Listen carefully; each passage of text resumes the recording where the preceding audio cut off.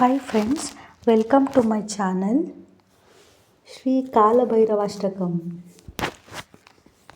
देवराजसेव्यमानपावनाङ्घ्रिपङ्कजं व्याळयज्ञसूत्रमिन्दुशेखरं कृपाकरं नारदादियोगिवृन्दवन्दितं दिगम्बरं काशिकापुरादिनाथकालभैरवं भजे।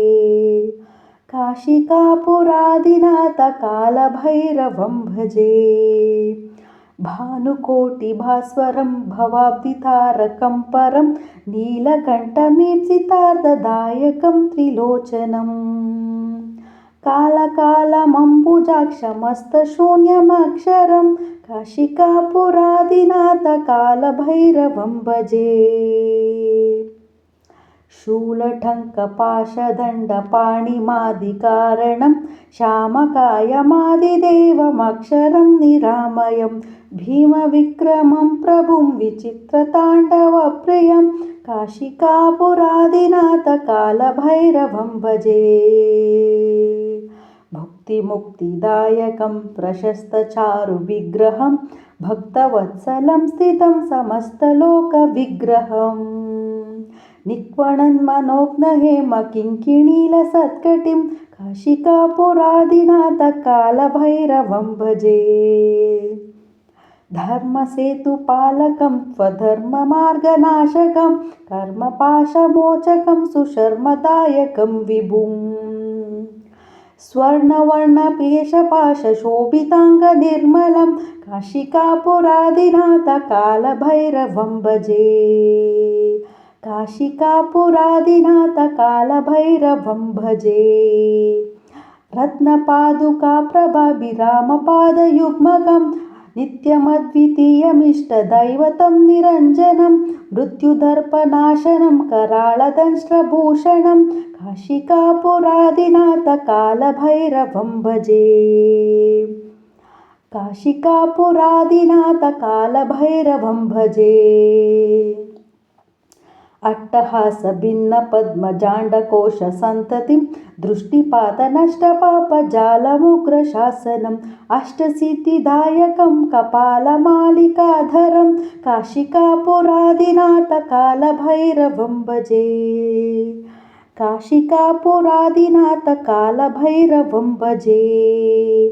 भूतसङ्गनायकं विशालकीर्तिदायकं काशीवासिलोकपुण्यपापशोधकं विभुं नीतिमार्गकोविदं पुरातनं जगत्पतिं काशिकापुरादिनाथकालभैरवं भजे। काशिकापुरादिनाथकालभैरवं भजे।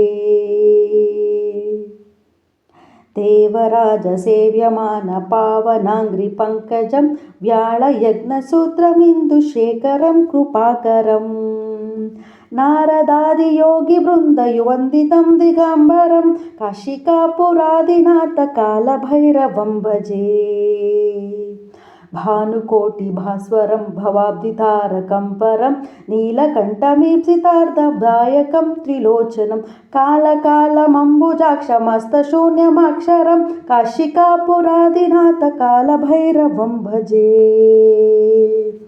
शूलटङ्कपाशदण्डपाणिमादिकारणं श्यामकायमादिदेवमक्षरं निरामयं भीमविक्रमं प्रभुं विचित्रताण्डवप्रियं काशिकापुरादिनाथकालभैरवं भजे।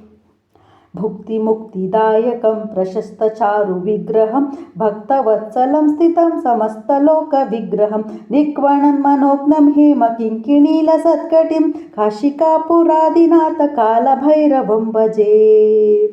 धर्मसेतुपालकं स्वधर्ममार्गनाशकं कर्मपाशमोचकं सुशर्मदायकं विभुं स्वर्णवर्णकेशपाश शोभिताङ्गनिर्मलं काशिकापुरादिनाथकालभैरवं भजे।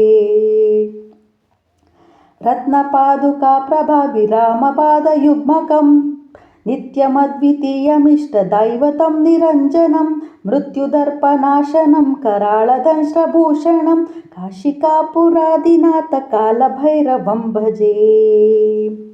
अट्टहासभिन्नपद्मजाण्डकोशसन्ततिं दृष्टिपातनष्टपापजालमुग्रशासनम् अष्टसिद्धिदायकं कपालमालिकाधरं काशिकापुरादिनाथकालभैरवं भजे। अष्टसिद्धिदायकं कपालमालिकाधरं काशिकापुरादिनाथकालभैरवं भजे। कालभैरवाष्टकं पठन्ति हे मनोहरं ध्यानमुक्तिसाधकं विचित्रपुण्यवर्धनं शोकमोहलोभदैन्यकोपतापनाशनं ते प्रयान्ति कालभैरवाङ्घ्रिसन्निधिं ध्रुवम्। कालभैरवाष्टकम् काशिकापुरादिनाथकालभैरवं भजे।